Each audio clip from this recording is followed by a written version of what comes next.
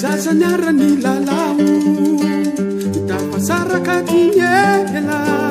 antaona maro ny fandao indray andro ny fagnena vo tsy ay ze silany tsy ay efa firifiry ny fiarahana omaly otrikafo voatahiry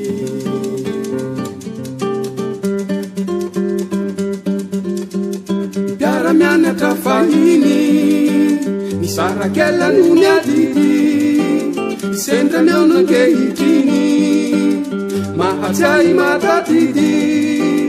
reo ny aina nefa tify ny tamberina mitsiry hatsapana koa fanisy otrikafo voatahiry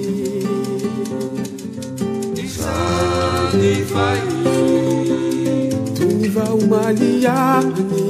izany fahiny mbola velona to anaty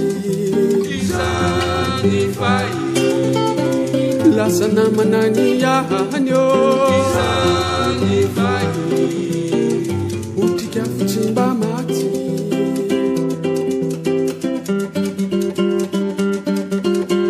mpianakavy ny ray vatsy ny lalany tany tafasaraka tsy satry tsy atao akivizany